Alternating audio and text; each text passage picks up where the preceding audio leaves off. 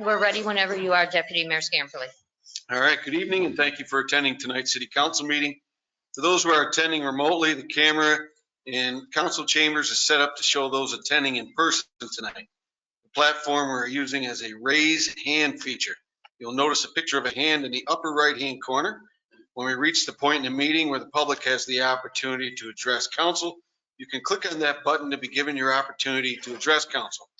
Please stand for the Pledge of Allegiance.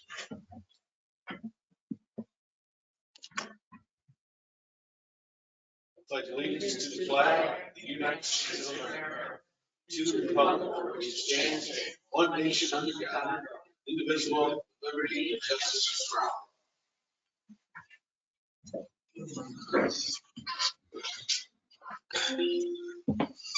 City Clerk, please call the roll. Mayor Tulley, Councilor Silly, Councilor Powers.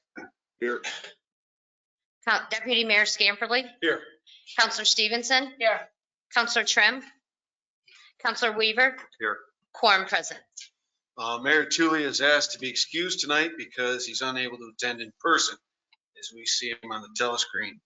Although he is attending remotely, he can participate in discussions. He is unable to vote because advance notice of his remote attendance was not given. Is there a consensus of council to excuse Mayor Tulley? Yes. Yeah. All right, wonderful. Councilor Powers, you'll notice, is also not in attendance, but he gave his notice prior to Thursday, and therefore he can participate and vote in tonight's meeting. So just to differentiate. Please let the record reflect that Councilor Trim is entered. Yes, sir. Thank you. Presentation. We have two presentations tonight. We'll begin with Fort de la Presentation by President Barbara O'Keefe, excuse me, and Communication Specialist Dallas Robinson. Barb, you recently lost a very important member, if I'm not mistaken, of Forsyth's Rifle and the Fort, one of our board members. I'd like to acknowledge our Canadian representative. Oh, yes. So I'm sorry to hear that. Thank you. Thank you. He was a wonderful person. Thank you, Mayor Tulley and council and deputy mayor for allowing us to tell you a little bit about ourselves, some of what we've done, what we hope to do. As Dan said, I'm Barbara O'Keefe. I'm president of the Fort de la Presentation Association, and I live in Ogdensburg. I'll start off with our mission statement. Fort de la Presentation Association will build a historically accurate reconstruction of Fort de la Presentación and related structures in proximity to the original site and to oversee the operation of the site. Our aim is to contribute to the economic growth of the region and unite the community in support of this perpetual undertaking. Our goals are to educate, to collect, to preserve or maintain, to develop, to research, to document, to interpret, and to recreate educational and historical ventures of interest to Ogdensburg, New York, and the St. Lawrence Valley. I'd also like to say that we are a nonprofit 501c3 corporation. And now I'd like to introduce Dale Robinson, our marketing chair, who lives in Norfolk. Thank you, Mr. Mayor and City Council members, for this opportunity to speak with you. As the Association President Barbara O'Keefe outlined, the association's main goal is to recreate the 18th century fort, French mission known as Fort de la Presentation. It is some other parts of our mission statement I'd like to talk with you tonight. Since the 1970s, all of us in St. Lawrence County have seen our industrial base disappear and dwindle away. This we once depended on. The next wave of the future was the building of prisons. Prison facilities, and now even those are being phased out. It has been realized finally that tourism will be the next, it will be making a difference in our economic outlook. The fishing competitions are assisting in making St. Lawrence County and the St. Lawrence River a place to go. The Fort La Presentation Abbey Bouquet Walking Trail is also a destination to visit. The fort property is seen as a safe green space where families can have a picnic, allow the kids to run around and while enjoying the views and cool breezes off the St. Lawrence. Mudlarkers, people who like to find treasures along the river shore, can be seen combing Glass Beach. In 2023, we were visited by 520 individuals. As documented on our sign-in sheets, these visitors came not just locally, but throughout the United States and 3 countries, including Canada. We feel as a result, this is a great result given for an attraction comprised of a walking trail, informational signage, and beautiful grounds and gardens. But this attraction did not come about without help. The association must build working relationships with a diverse group of government, educational entities, both local schools and schools of higher learning, contractors, and private business. Some of the supporters gave the association donations. Other volunteers gave their time and energy to help keep the grounds in shape. Some worked the gardens to keep the weeds at bay. You can see them working at our events to ensure that there are no mishaps. We have 3 events each year to raise funds. The Siege, our French and Indian War reenactment, which draws reenactors from around Canada and New England.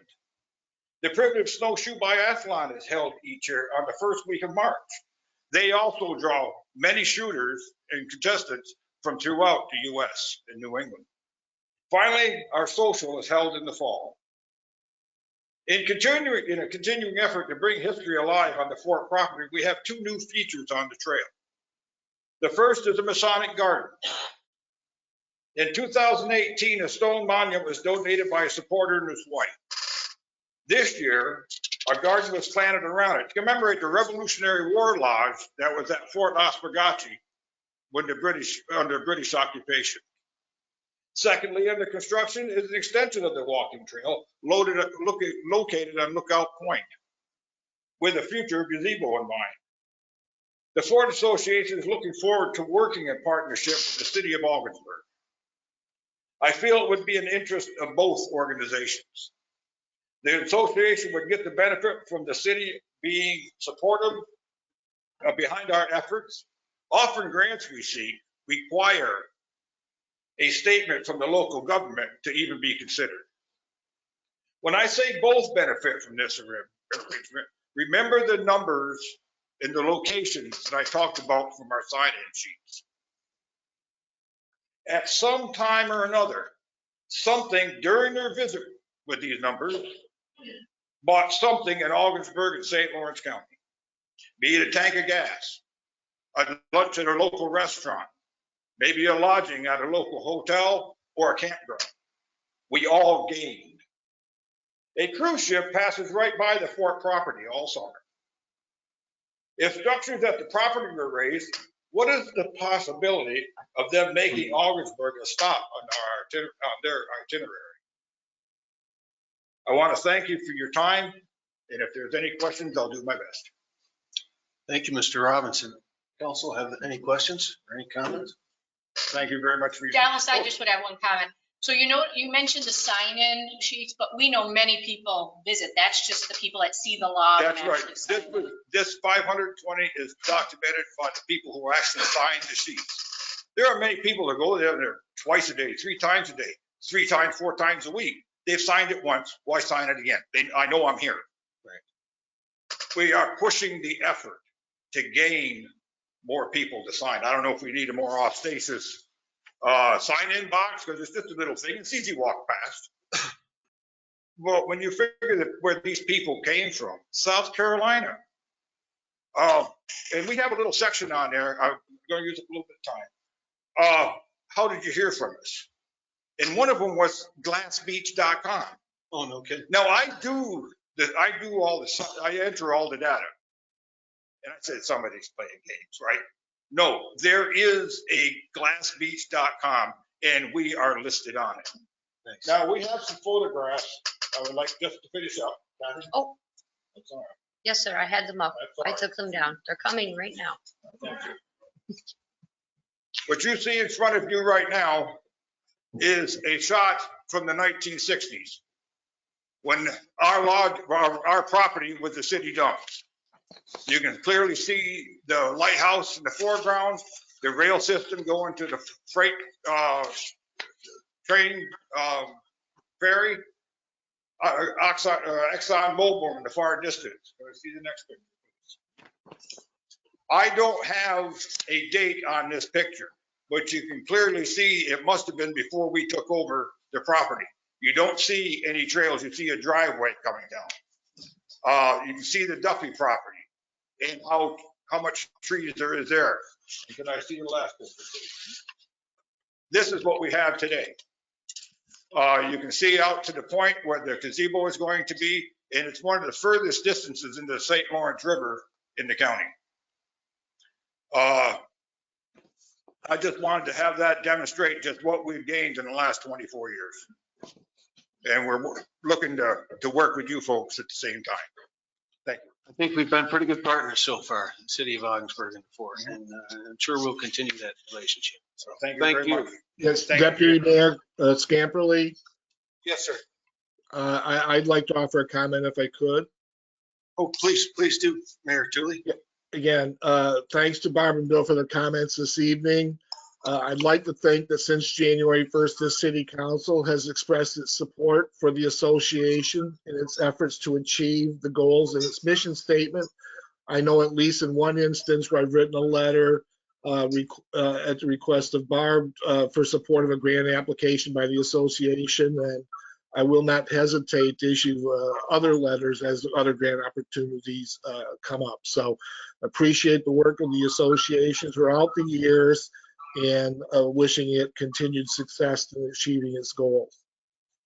Thank you very much. I did not mean in any way to denigrate what's happened in the past. I'm just trying to Sure, yes. push us along a little bit short. Thank you. Thank you. Next, we have a presentation from Director of Planning and Development, Andrea Smith, regarding the New York State Downtown Revitalization Initiative, DRI, Round 8 application overview.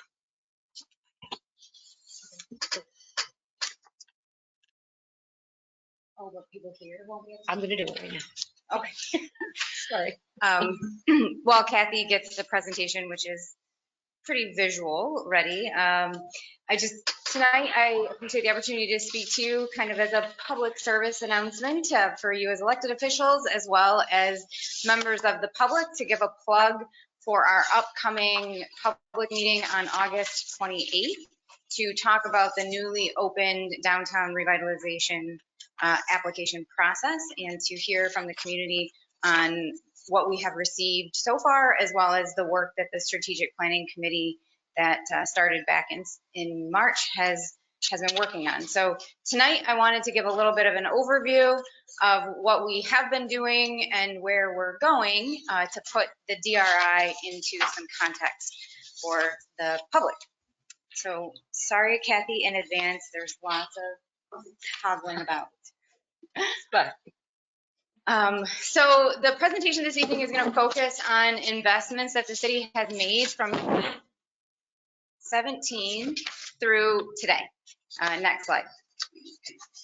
This first image here shows 17 Main Street, and this is 2017. The city received a $500,000 grant from Restore New York to support the demolition of 17 Main Street, as well as 420 Lafayette Street, which is not shown on this particular image. It's just off of the screen.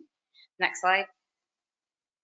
In 2019, specifically October of 2019, the city received funding to reimagine and redevelop our shoreline following the flooding events of 2017 and 2019. So shown here in blue is the Morissette Park and City Dock portion of our community, where we invested $8.5 million redoing the playground, the seawall, and some improvements to our docks. Next slide. And in addition to that, we also completed renovations and rehabilitation of our Maple City Trail using ready funds to the tune of about $2.5 million.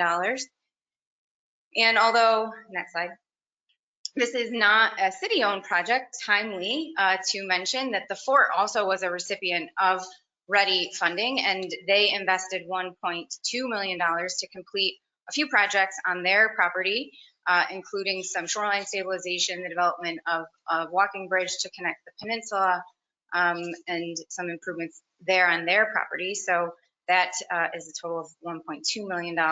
Next slide. So collectively, those projects from 2017 through 2023 are just over $13.6 million in investment in sort of our downtown core area there, at the confluence of the two rivers. Next slide. So what do we have in progress right now? Just going to talk about a couple of the applications that were submitted in July and August of 2024. Next slide. The first project is the grant application through the New York Swims program. This is a application of about $3.1 million that will provide funding to improve handicap accessibility to the pool, necessary renovations to our bathhouse, including changes in the locker room and mechanicals, the addition of a splash pad, as well as the incorporation of shade structures, all within the area highlighted there in sort of blue-green.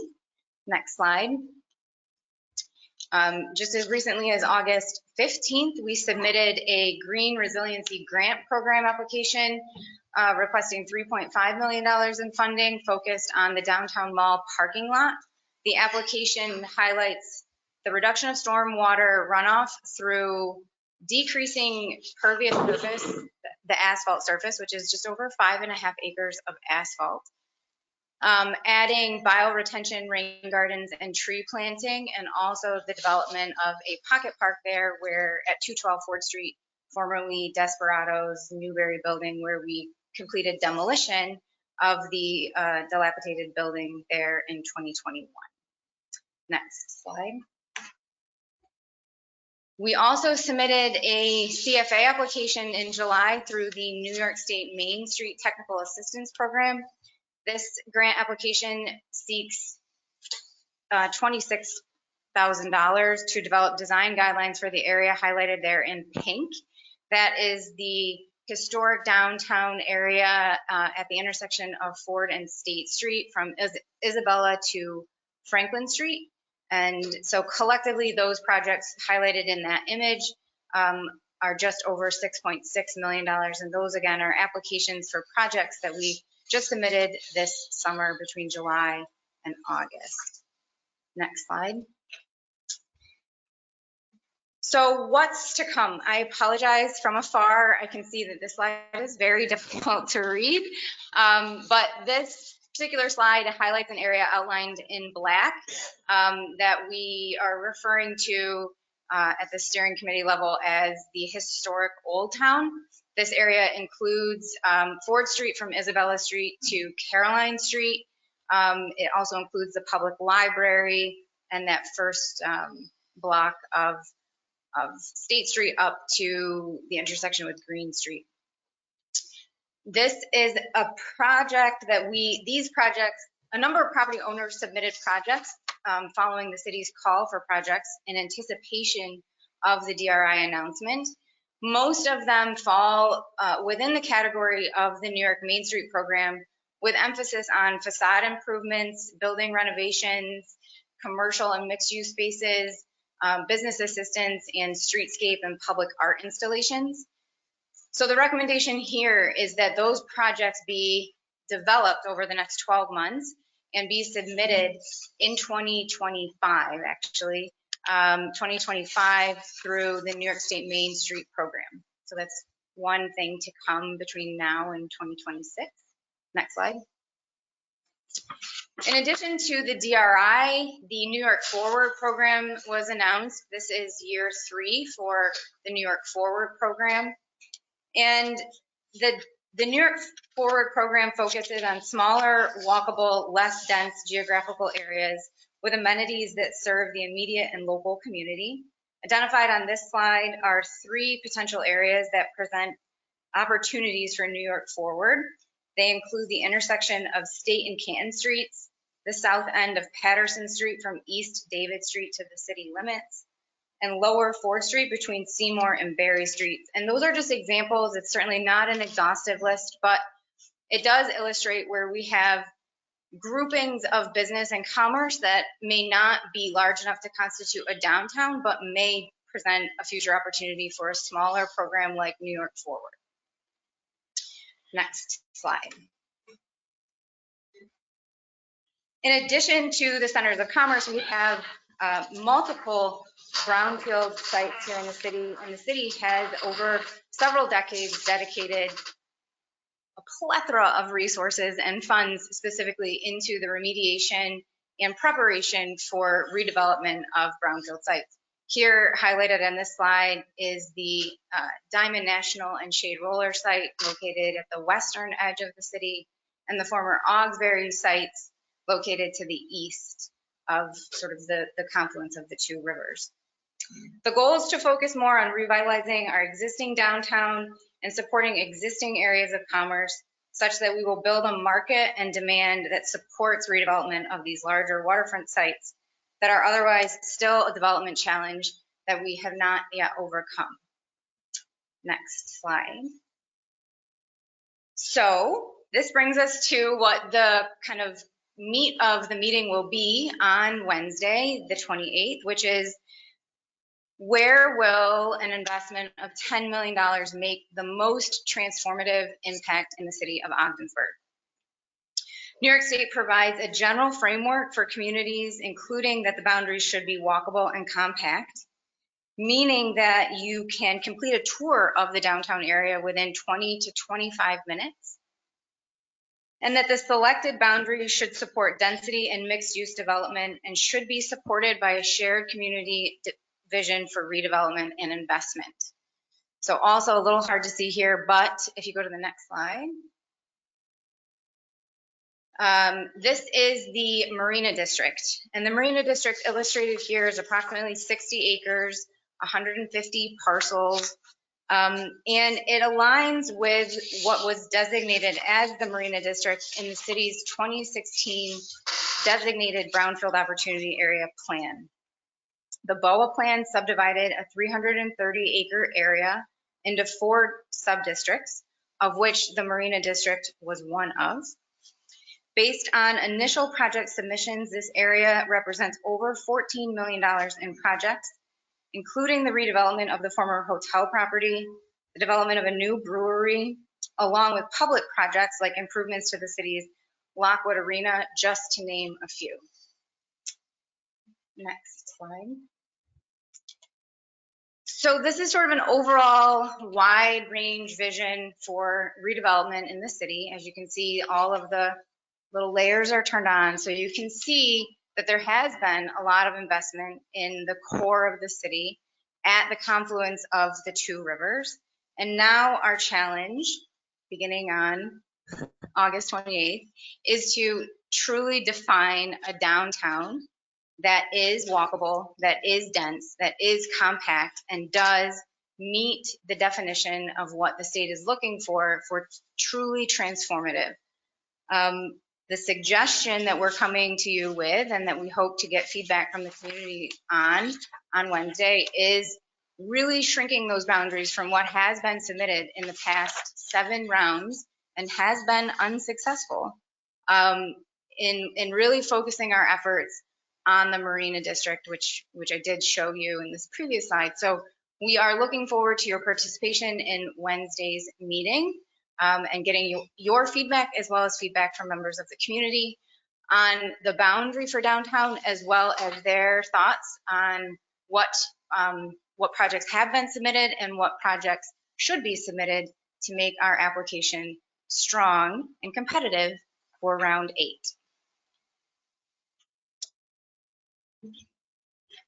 That concludes my remarks. Okay. Council, I know Counselor Powers just texted me that he has a comment. So I'm going to welcome Mike to speak right now, Counselor Powers. And anybody else want to prepare comments, please do. Yeah, you know, just a great job there, Andrea, really, and a breakdown, and you know, obviously, you know, a great deal of effort has gone into a lot of this. I quickly glance at the, give me a minute until I find it again. I just lost it.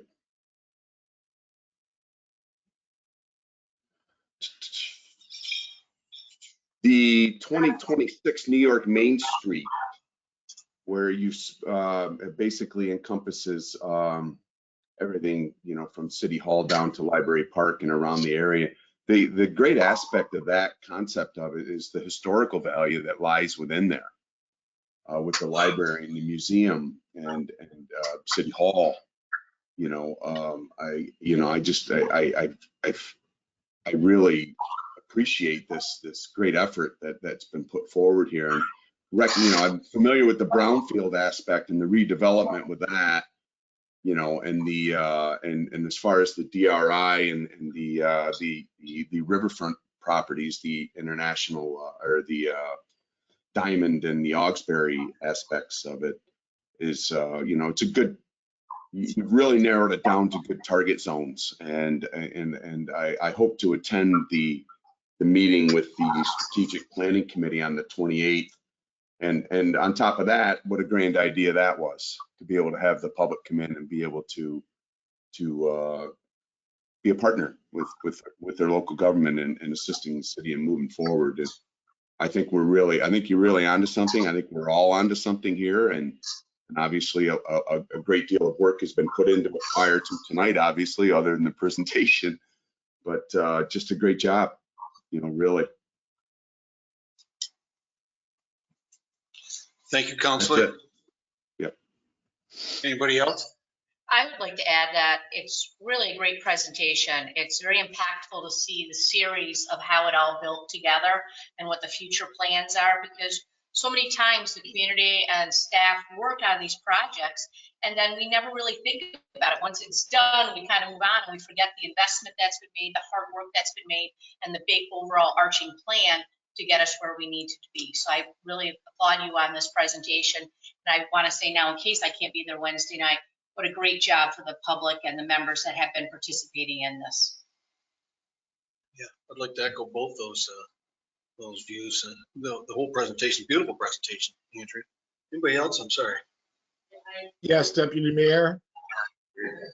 All right, Mayor Tully. Yes, thank you.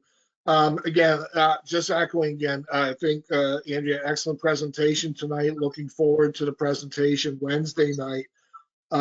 You know, and again, this presentation just speaks to the hard work and efforts that have gone in through city staff, particularly Andrea Development Office.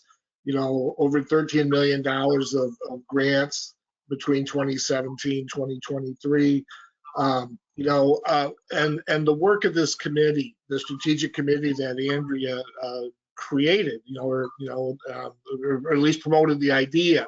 I think this committee is demonstrated that it has really worked hard to come up with the ideas and a mindset looking forward to Wednesday, particularly as it relates to DRI and the need for us to in our own minds, I guess, for the city, redefine what our downtown is in terms of this grant application. You know, that it needs to be a compact area, walkable within 20 to 25 minutes. And, you know, but besides that, I think this presentation speaks to the opportunities that exist through either Main Street or New York Forward to try to apply for grants in other areas of the city that will be outside what might be defined as downtown. You know, the three circled areas that were highlighted in one of the slides in the presentation. You know, there's opportunity there for businesses in those areas to maybe band together to form or create an application for one of these grants that could benefit all of them in that area. And you know, it just emphasizes, I think, to the entire city that the city is trying to make an effort, to find grant funding throughout the city as appropriate. So again, appreciate the presentation tonight. Look forward to Wednesday. Thank you, Mayor. Just one last comment. The Wednesday's meeting will be held right here in council chambers at 6 p.m. and it is in person, and it will also support remote participation. So Excellent. Thank you. Hope to see a big showing. All right. I believe that takes us to public hearing. We do not have any public hearings tonight, so that'll bring us to personal appearance. At this time, if anyone attending in person would like to address council, please come down to the podium and you'll have 5 minutes. I never miss a chance to make a personal appearance here. Good evening, council, deputy mayor, Good evening. and Mr. Cronus. I think I just want to emphasize that Wednesday's meeting is important for all citizens of Ogdensburg to attend. And all the armchair critics, if you will get out of your armchairs and come down and sit in our chairs, we'd love your feedback. So for all of you listening out there, please come. But I have some other things tonight that I'd like you to file under old business and maybe consider bringing up at future council meetings.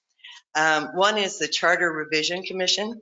That was stalled, and I think we all know that that needs a good look, see, and let's not wait till December 2027 to get that established. We also need our zoning laws to be updated, given with our pro-housing community designation, with new development on the rise. I think it's critical time to look at that. I would also like to encourage our city manager not to put anything on your to-do list. We used to have monthly updates, and I'd love to see that reinstated.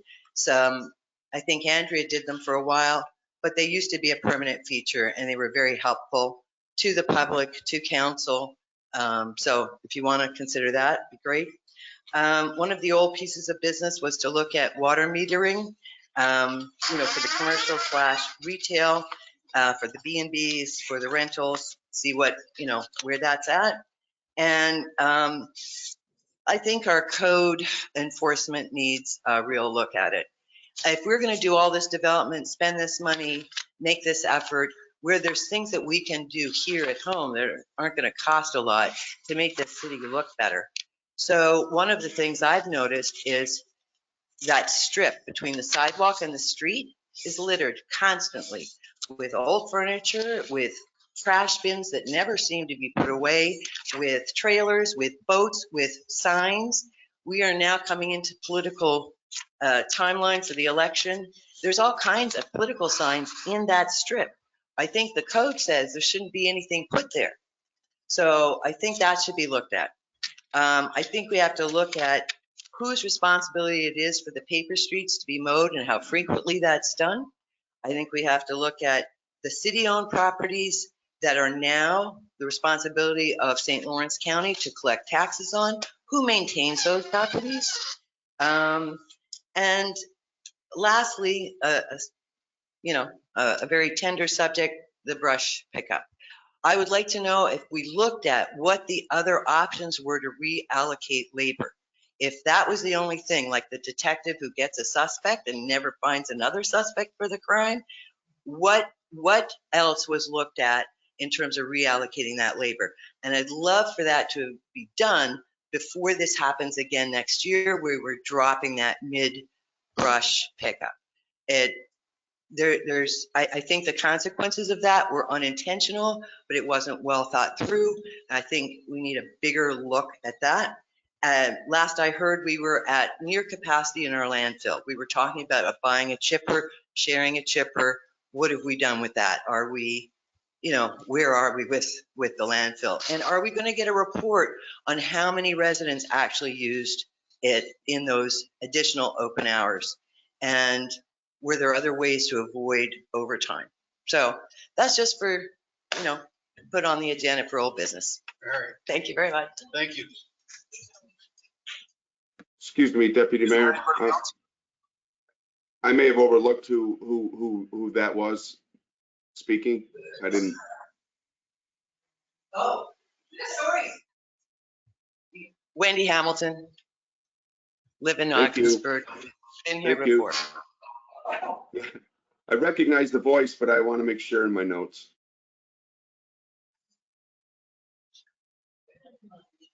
Is there anybody else attending tonight that would like to speak? If anyone attending remotely would like to address council, please use the raised hand feature. The city clerk will recognize and unmute the person at that time, and you also will have 5 minutes to speak. I don't see any hands raised. Okay, that'll move us to correspondence. Do we have any correspondence? We do not. All right, that'll move us to the consent agenda. That the claims as enumerated in general fund warrant number 16, 2024, in the amount of $799,085.30, and library warrant number 16, 2024, in the amount of $0, and capital fund warrant number 16, 2024, in the amount of $13,180.06, in the community development fund warrant number 16, 2024, in the amount of $75.98, in the community renewal fund warrant number 16, 2024, in the amount of $0, as audited, and the same hereby are ordered paid. I so move. Second. Would the city clerk please call the roll? Deputy Mayor Scamperly, Yes. Counselor Stevenson, Yes. Counselor Trim, Counselor Weaver, Yes. Counselor Selly, Yes. Counselor Powers, Yes. Counselor Powers, Yes. approved. Okay, that brings us to appointments. We do not have any appointments tonight.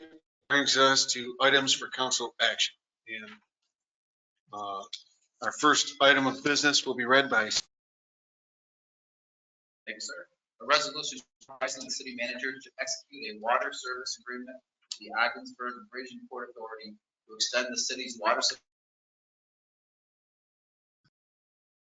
I'll move that. Second. Do anybody want to care to explain just a brief rundown and how that works? Sure, I'll give it a shot. And Andrea, and then they're welcome to, Okay. since they started this. This is a water line extension to the airport as part of their gateway improvement project. As part of this, the ask is to give the Bridge and Port Authority inside water rate, and the Bridge and Port Authority will actually build an additional line going out to Route 812. Yeah, that about covers it. So, anything else to add? All right, then. Any other counselors? If I'm reading this correctly, I just want to confirm that we did get the larger 12-inch line. I believe their original proposal was for a smaller water line. I think it was originally for 8. I thought we were looking at 10. Is it 10 or 12? I know We the asked- agreement says 12. I We have get it. a 12 HDPE, which is actually about a circumference of a 10-inch ductile iron line, a little bit more. So that covers what the 2015 engineering report said would work to get water out there. Okay, good. Thank you. Any other discussion? I have one item. I saw it here, but I just wanted to clarify. So any third party that would use this, they would have to come back to the city and have permission of the council if they wanted to extend this. This agreement is purely just for the airport use. That is correct. Thank you.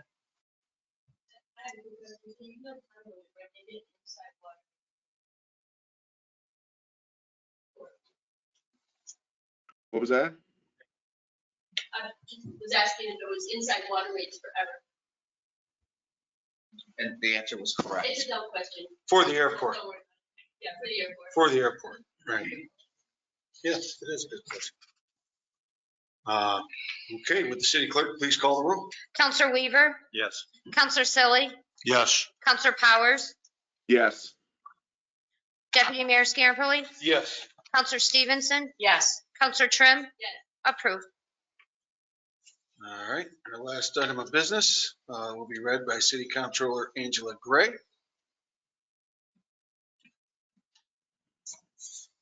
Good evening. This is a resolution authorizing the city manager to modify the sewer fund budget necessary to recognize additional revenue from the Village of Hubleton intermunicipal agreement and appropriate money related to the additional cost to treat wastewater. I will move that. Second. Any discussion?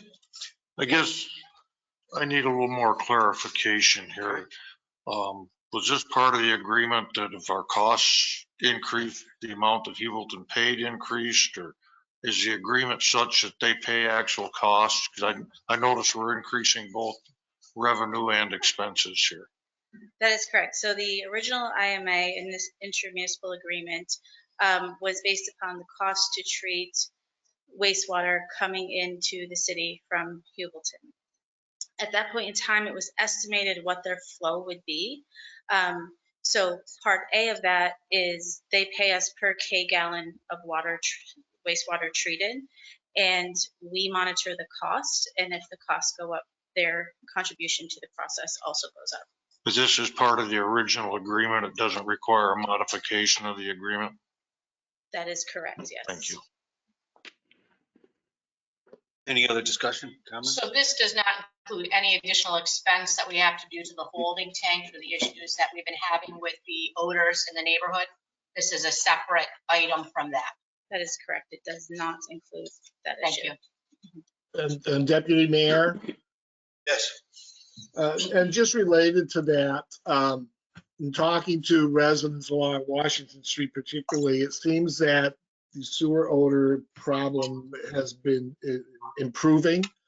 And I think part of the improvement stems from efforts being made by government DPW in Hubleton to take some of the preventative measures that they've taken since this problem started.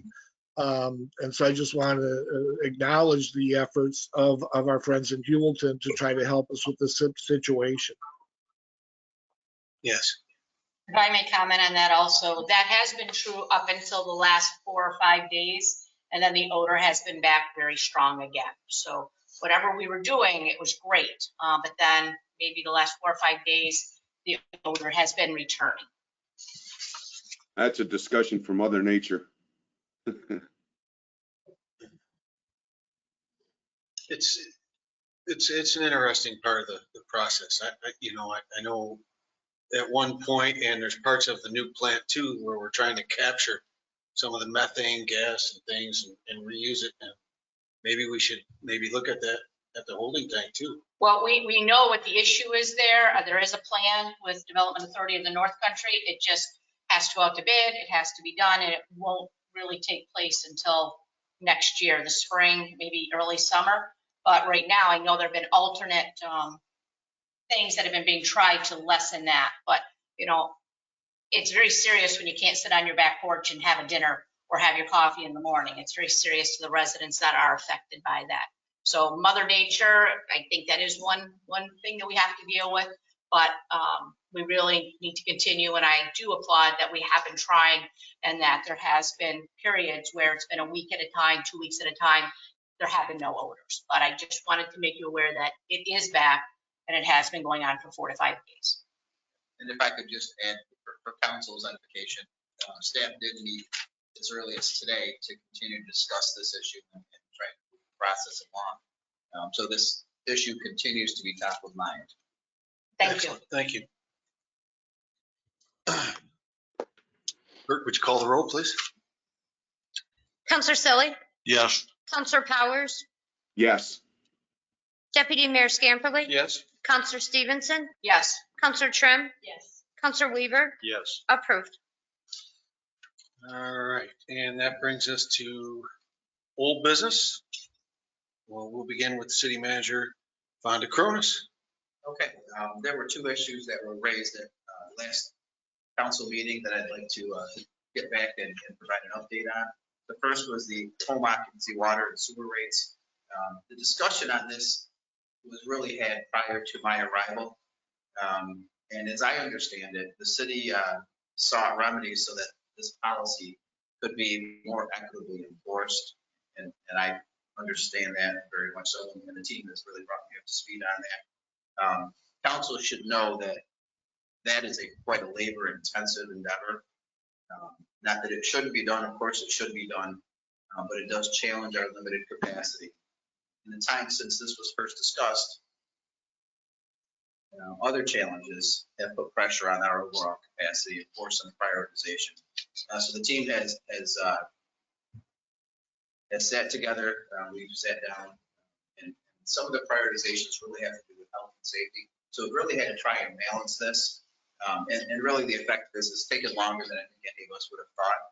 But what we've done is we've met and we have kind of a timetable to get us back on track. So hopefully by the middle of September, we'll be compiling a list of home businesses. We'll make some contacts with those businesses, those who we suspect may not be following policy as closely as they should be. There are also some legal and some logistical items that we probably want to revisit as well. Those are continuing in the background. We have very limited resources, as we all know, and as we're coming up to budget time, you'll probably hear me say that just like a broken record. But the team is focused on getting this done. There are just some things that we had to prioritize above and beyond, and I think we're going to be back on track now. Council should also know there were in the recent times a rather large increase in foils, and that's also challenged the team's capacity. I think we're moving through that now, but as things come up, we have to prioritize constantly. We're always on the move, but I think we're going to be back on track with the goal of in the middle of September to compile that list. So I did want council to know that this was not necessarily forgotten or put off to the side. It's just we had to do some prioritization, and hopefully, if things don't explode on us in the future. Very good. Any comments? I have some comments. First of all, I feel that I have heard from numerous citizens about this issue. It's not just one citizen, it's multiple. I've received multiple emails, text messages, calls about this. None of this affects me. My business is actually a commercial location, so regardless of what's decided, I would still be metered. But people are foiling because they don't feel that they're getting an answer in a timely manner. So they feel that's the only option that they have is to foil to find out what exactly is going on. Secondly, I think that we've started this in March and now we're looking at September. I know that's when the building part of our citizens, our activity starts to wane a little bit. But what I would like to know is what exactly do we have as far as income from water and sewer rates for people that have home businesses, not a commercial location like myself, but home businesses. What is the difference in the revenue that we're looking at? Because right now, while we don't know who's out there and maybe they're not aware that they're supposed to be paying 2 water and sewer rates, but those that are really feel that they're being taken advantage of. So I would like to know exactly what the revenue is from home businesses so that when September comes and this is back on the agenda, which I would like it to be back on the agenda for an update, I would like to know what that revenue is so we can make a decision as a council. If we're not up to speed, we should look again at not charging those that have been being charged unfairly. Certainly, I don't have that number. I know you don't have it today. We'll get it on the agenda. Probably the 9/26 meeting. Got the rate down there. So it gives us some time to get to 15, which is kind of our goal. I appreciate that. Thank you. Any others on this issue? Okay. Did he have another new business, or old business? So Mr. Cronus has number 2 on here, correct? Which is new businesses process? I do, yeah. So I was also asked to provide an update on the process for new businesses that the city might go through. And I was forward to saying that we don't necessarily have a formal new business development process. That's not that the team doesn't think it's a good idea or have it, but again, it's a question of capacity. We do support all the inquiries that come in, certainly in planning and development. Folks come in and have questions, we certainly support them to the best of our ability. Coles does as well, along with other folks. I'm sure the city clerk provides that as well. The city does, however, do the big things. They do grants with DRI and other programs that collectively improve the cityscape. Perhaps we should be doing more to spur business. Certainly, sales tax tells us that we need to focus on our retail. Right now, we don't necessarily have the staff time to be able to do that, but it's certainly something to shoot for. Is that something that business owners or residents in Ogdensburg have brought to you, or that this is your plan, your direction you're going as new city manager to try and develop some easier ways for businesses to develop a clear plan or a clear direction? Somebody that wants to do business in Ogdensburg, here we go. This is what you got to do. I think you might be giving me just a little bit more credit than I deserve on this. I think we need to Okay. over time. Okay. Again, it's a question of capacity. If staff only has so much time, and the challenges that are on those hours that they work are incredible. I give them a ton of credit for the productivity that they do produce. But certainly, we need to have a retail focus. I think DRI and where we've drawn those boundaries as a proposal helps to reinforce that. And certainly over time, if there's something that we can do to support the business community, it's important for us to try. Right. Again, it's within our budget parameters, and right now they don't look fantastic, but I'm hoping that over time we can maybe carve out a few dollars to be able to support. Yeah, I think it's a great idea to have maybe some sort of systemic plan if somebody wants to bring something like that forward. So any discussion? Yeah, we definitely need to come up with some type of procedure or policy. I watched a little shop on State Street across from the post office open, get shut down by the police department. There was never a sign or anything else on that shop. I just all of a sudden, picking up my mail, noticed a large increase in people going in and out. I don't know if we have anything in our ordinances that require businesses to be signed. If not, we should have. And one of my wife's pet peeves is we need an ordinance, and when somebody goes out of business, the signs come down. Just the point of reference, something to think about as we go along.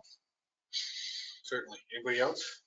I believe that I asked a question, if it wasn't the last meeting, it was the meeting before, that many of these businesses that are now paying water and sewer rates, their second water and sewer rate, may not even know they're required to. And that was what I was speaking about.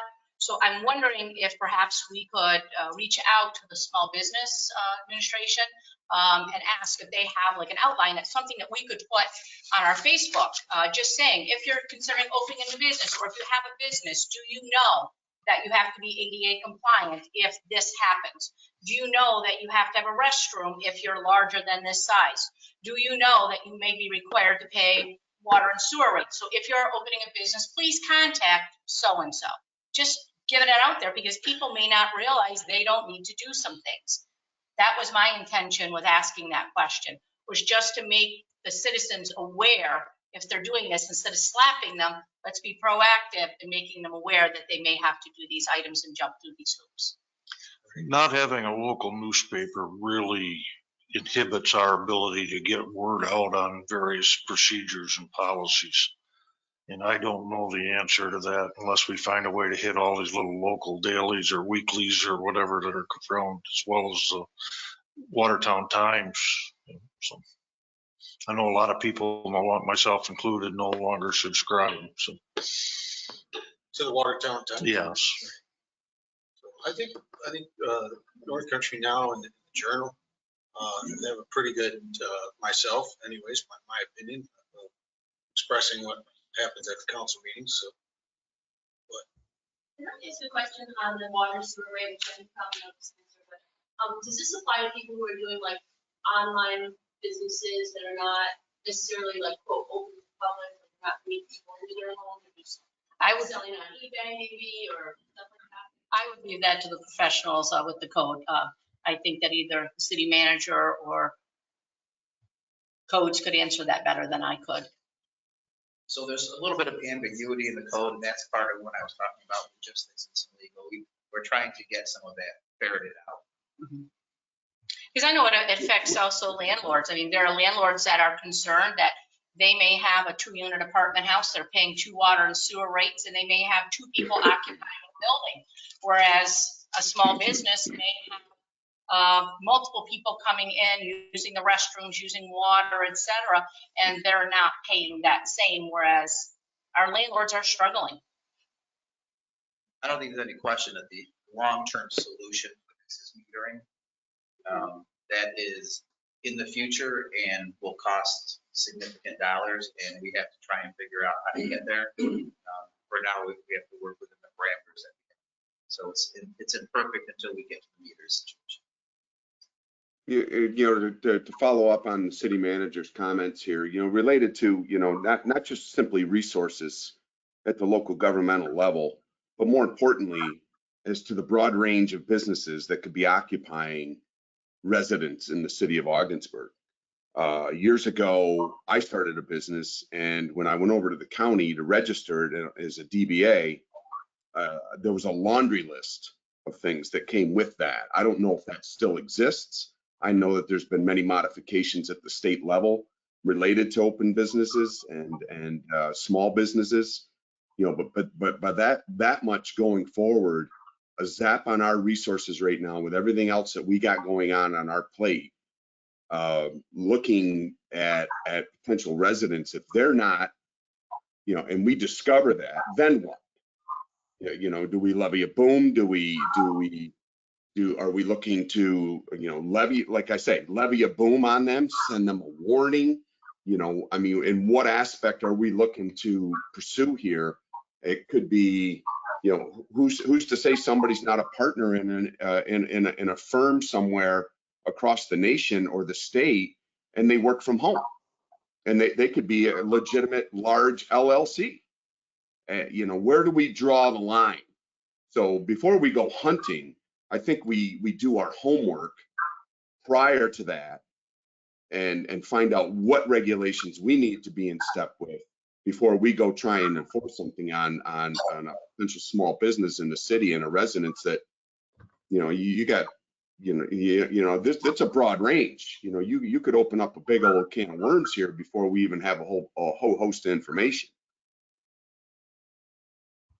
It's a good point. Well, with all due respect to that, I think that's what we already did when the March 28th meeting, it came up, and we sent it to staff for their advice back.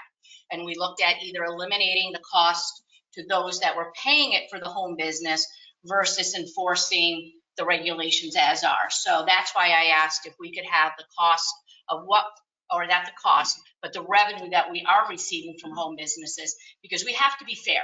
If we can't manage what our regulation is, then we need to be fair to those that are paying it currently. That's all I believe that I've been hearing from numerous people across the city. So, and it's valid. I mean, Storm brings up a good point. They shut down 5 illegal marijuana houses around this city, and kudos to our overworked police department in doing that, along with the help with sheriffs and others. But, all that aside, we've we've got a lot of things in the hopper that need direct attention, and I'm reluctant to send resources out over the fact that we desperately need a water separation sewer system. We desperately need income coming into the city, recognizing small businesses, and I'm not suggesting that we feign this in any way, shape, or form, but we've got a lot on our plate. And we've got a lot of lobbying to do in order to be able to advance this city going forward, with the great help of many in our community that are assisting us in this. And that's just my position. Well, I'd like to say that you don't want to penalize people who aren't actually using more water as a result of their business. And now we're getting into like the nuances and like the nitty gritty, but somebody's just selling their old stuff on eBay, and they've got an eBay store maybe, and we start, doubling their water and sewer rates, then we're confused with this idea that like we're nitpicking our citizens for additional taxes. Then people are gonna come back to the city. So but I get what you're saying too. If other people are having to pay, it's not fair. It's the kind of thing where it's actually using more water because we're people, coming into the home, using the bathroom or whatever the case is, then that makes sense. But there are people that don't use any water that have legitimate businesses that are paying to water and sewer rates currently. That's why I'm looking at what revenue, we could go a step further. What revenue are we losing by not enforcing the code I, versus what are we bringing in? sorry, I'm sorry. Right. Well, he's I saying think what? Go ahead. I'm sorry, Jim. I'm sorry. No, go ahead, dear. Sorry. So I was just saying is what revenue are we losing by not, how many businesses do we think are out there that aren't aware that, I'm saying aware. I'm not saying they're doing it on purpose. I'm saying aware that they may need to do this. How many could there be? What would be that revenue impact? Because we are looking at every penny right now, and especially with our water and sewer. We're looking at every penny for the upgrades we need to do. So we need to look at that. But again, if we can't enforce this, then we should look at those that are paying it currently and make it right for them. So we've got to look at loss of revenue. Where's the loss of revenue? By not having people paying it that should be, or by giving it back to the people that are currently paying it but are doing it unfairly. But going after the people who that number we don't know, that's that big, I'm not saying which one we this wrong word, that's that big company that's like, saying, I'm saying that's a lot of research in tracking that. The other number is easier to get. What revenue have we made is fair and fun. And that's why we asked that question back in March, and we had decided as a council not to do that, but to go forward with enforcement. We had made that decision, but now we're not enforcing still. I think that We don't have the information. We can't enforce something that we don't have the information for. More importantly, I think ultimately at the end of the day, we're going to have meters in place before we obtain all this information. And, you know, quite frankly, you know, in all likelihood, everybody's going to end up on a meter. somehow, some way. But I think everybody's making. I'm not looking to beat a dead horse here, you know, but I'm just. We've talked about this for years. What types of businesses, you know, somebody always brought up the one, and I've repeatedly brought it up in here. You've got a small liquor store that flushes the toilet twice a day or something, and why are they paying a double meter rate? You know what I mean? Whereas you have another one that uses an extensive amount of water, and they should be paying a double meter rate. And so it's where do you draw the line? Do we identify types of businesses? I think, you know, and to Mike's last point, we need to educate ourselves first and then move forward and look at all the different things, maybe even rewrite that code, you know, and look at it. I know Wendy brought up the code system tonight, which we'll talk about in a minute, but you know, it's something to look at, but we need to educate ourselves first. What is out there? Which is where you started this. But we can continue to go down that route, like when we start to micromanage, like how much water is being used by a small business. As I said, what about the 2-unit apartment house that has 2 people living there and one person's only there 3 days a week? Is that fair to somebody that might have 10 people in their home and using that water? But again, as Fonda said, we may need to go to a metered system in order to make this fair, but that's not going to happen tomorrow. And in the meantime, still people are being feeling that they're being taken advantage of and paying unfair fees. And that's what we need to look at. Mm-hmm. Absolutely. Deputy Mayor. Yes. Yeah, if I could just weigh in, I think the city managers expressed to us, you know, the intention of starting to gather information to try to move forward for more equitable treatment coming in September. That other priorities prohibited that from happening during the summer since March. So I think there's a short-term game plan to address this, and so let's roll with that for the time being. Let that process play out. Excellent. Okay. Anybody else? While we gather the revenue information that Councilor Stevenson is requesting. Okay. Does anyone have any more old business? I have one. All right, Storm. On June 25th, we had an audit committee meeting.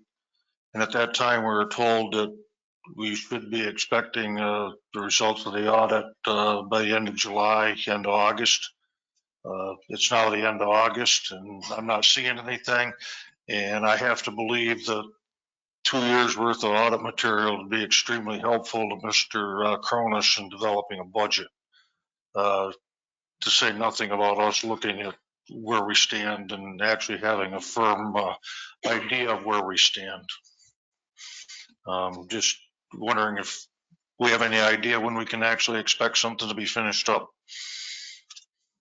So I've been bothering poor Angela on a daily basis with that same question.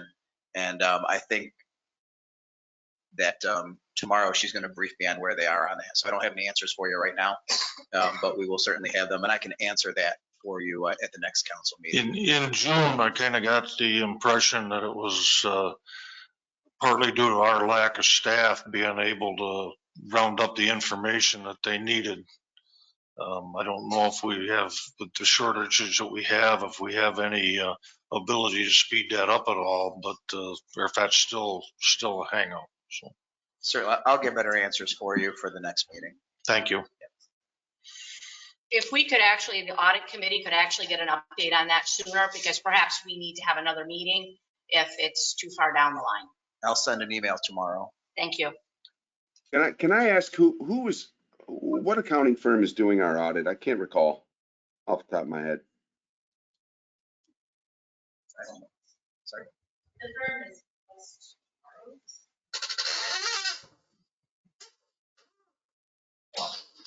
firm is comes from Syracuse, and it's Fuss Charles. I'm sorry? FUST. Fuss FUST. Charles. And it's FUST Charles. Fust Thank you. Charles. Yep. Thank you.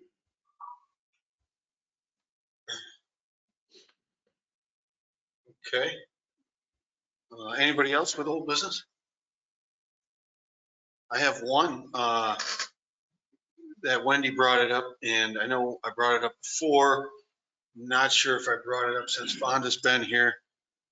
We do have a new code system that is being worked on, and Andrea worked very hard for years with the zoning board and the planning board to develop a new code system. She sent this new council a copy of the new codes, I believe, and I would like to see, I don't think the copy she sent had the changes marked in red on it.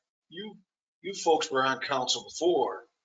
I don't know if you still have a copy of that or not, I do. but I didn't hear you, Dan. I'm sorry. yeah. So there's a new code system developed for the Yes, city, okay. for zoning and everything. And we started to have meetings on that, and then 2020 came and everything sort of went away on that. And I think it would be good. It was, if I remember correctly, much more residential friendly and business friendly. And that's something I think that we need to kick in gear here and revisit that, make any changes we want to, and try and get a solid new code system in place, especially one that Andrea and her team has worked so hard on. It was much better. Perfect, probably not. We still had discussions and arguments, but we can change the little things. I think it's important for the city to modernize a little bit more and get a code system passed. I don't know if Andrea had any comments on that or anybody else, and you don't have to, but. I do. It's okay. I do, because what was omitted from my presentation earlier this evening was the one other application that was submitted in July through the consolidated funding application, and that is because it was for financial support to finalize a zoning code revision through adoption, and it was citywide. So I didn't include it in the presentation tonight just because it seemed like it didn't entirely fit in. But we did also submit an application through the Department of State Smart Growth Communities program to provide $75,000 in funding, which would take the work that was done in 2019, completed in 2019, and then unfortunately due to a series of events just kind of fell off of the priority list. Take that work, build on that work, specifically, as was mentioned by Ms. Hamilton this evening, incorporate some of the state's goals for pro-housing communities, which we are now a pro-housing community, integrate that into our zoning code to encourage housing development, specifically different types of housing, accessory dwelling units, which our code does not really address right now. And the revision didn't really address either. So to really kind of take into mind and consideration how to support development of housing in a largely developed community. So we did submit one of those applications as well. So we expect announcements on CFA applications end of year. Good. Can we get a copy of the code with the red? Yeah, it's available on the city's website right now. Oh, If okay. you go to the planning section of the city's website under planning and development, there's a section called Rezone Ogdensburg, and the entire draft code is available there. Thank you very much. I think you told me that before. My mistake. Excellent. Thank you. That's all I had. Does anybody else, Mayor or Mike Powers, have any old business? No, sir. No. Okay, well, take us to new business. Does anyone have any new business? I do. Yes, I do, Deputy Mayor. Okay, go ahead, Mr. Powers. Counselor. Kind of paying attention to some of the things going on at the state level and some of the other areas around close to Ogdensburg. I kind of got to thinking about I'm not concerned about this particular council going forward, and you'll understand what I'm saying here in a minute, but I think it would be a good idea for this council to consider an ethics committee for that very reason, for any ethic violation or review of any situations that may come. Again, I'm not concerned about this council at all in any way, shape, or form, but recognizing some of the things that are going on around the state and then some of the local governments around the area, I think it would behoove the city of Ogdensburg to put one together. And that would probably codify our ethical actions as counselors? Yes, Mike? sir. Yes. Okay. Boy, wouldn't that have been wonderful to have just a few years ago? That can influence your decision. Any comments? Along those lines, Deputy Mayor, an ethics committee would be a great thing, but we also need to revamp our investigative process when there are complaints so that the people that are being complained against are not the ones making the determination. So it sounds like all of this brings about another point that Wendy Hamilton made earlier about revisiting the commission. What is it? Charter Commission. Thank you. Thank you. I was a little tongue tied there, but revisiting the Charter Commission, maybe those things can be looked at. So yeah, that sounds good. Deputy Anybody Mayor? else? Yes, Mayor. Deputy Mayor. I was going to hold off till items for discussion, but in regards to the Charter Commission, as you might recall, back in January, I indicated to the community my goal of establishing a committee in spring of this year. I ultimately decided to hold off on that so we could concentrate on our search for a city manager, among other things, plus to give the city manager an opportunity to have a few months under his or her belt before we proceeded. And so it's my intention sometime in the fall to bring to council a suggestion about how we might go about selecting a charter commission based on applications from interested residents, with a goal of establishing the commission by the end of the calendar year in the hopes that they can start their work in 2025 early. So at least that's my my goal at this time with regards to a charter commission. That sounds great, Mayor. Any other new business? Just to comment on Councilor Powers' comment about the ethics, I do think it's timely, and it's better to have it in place before we need it than when we don't have it and we need it. And right now, the New York State Commission on Ethics and Lobbying in Government is actually doing a survey to revise and look at what the current requirements are there. So that might be a resource for us to partner with. Sounds good. Yeah, it's I know. reading Coleg's recent news releases is one of the reasons this kind of came up here to bring it up. So It's on my to-do list to finish the survey. I've been sent it twice. Very good. Very good. Any other new business? Items for discussion. That brings us, anybody have any items for discussion? No? All right. That brings us to citizen participation at this time. If anyone attending in person would like to address council, please come down to the podium and you will have 2 minutes.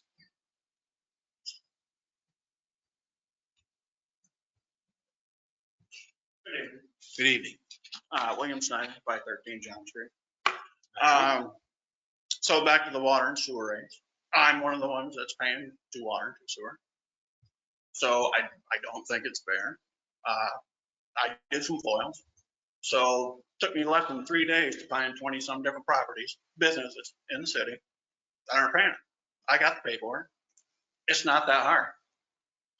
So, you know, maybe you want to look at changing the code. Might be the best idea. You know, I don't know. But until there's a resolution or, you know, how, you know, it doesn't take that long to find it. Like, I get it. So maybe you could lower my water and sewer rates down to 1. Yeah, until you have a final solution on what you're going to do. I think that's an item you would need to talk to the city manager about first and maybe address him in his office. So, yeah, we can meet again. I asked for a second meeting, I can get one.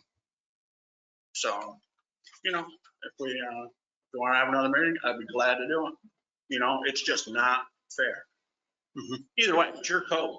You voted to keep it. You know, either enforce it or you don't. It's all or none. Make your choice. Thank you. Thank you. Tanya Snyder, 513 John Street. I'm going to reiterate the same thing with him. You know what? We can send you the 20 foils, and I can send in for more foils if I want to.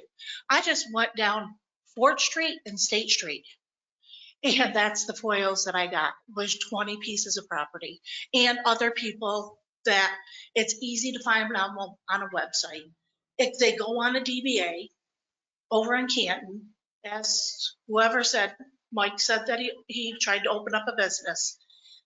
It's $1,000 extra a year. So you might want to warn all the citizens of Ogdensburg that all your daycares, Mrs. Trim, you're going to pay $1,000 extra because code states municipal code states anybody who owns a home occupation will pay to water, to sewer.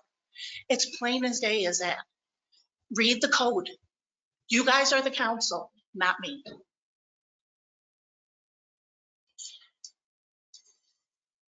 All right. Anybody else in person? If anybody attending remotely would like to address council, please use the raise hand feature. The city clerk will recognize and unmute one person at a time, and you will have 2 minutes.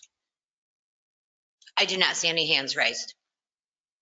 Okay, we have a resolution to adjourn for executive session, and I can introduce the resolution.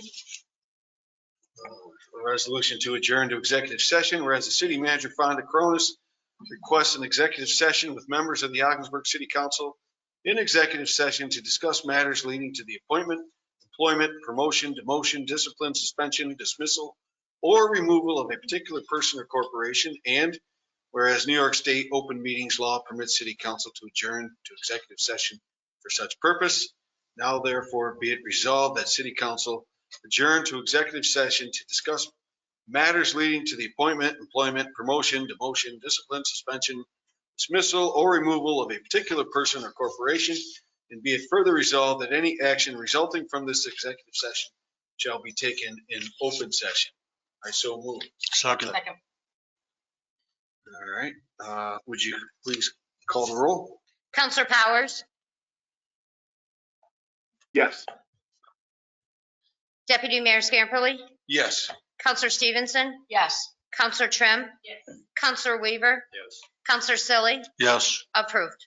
Your Honor, before you move on, I'd ask that Chief Kearns join us for that part of the executive session. Excellent.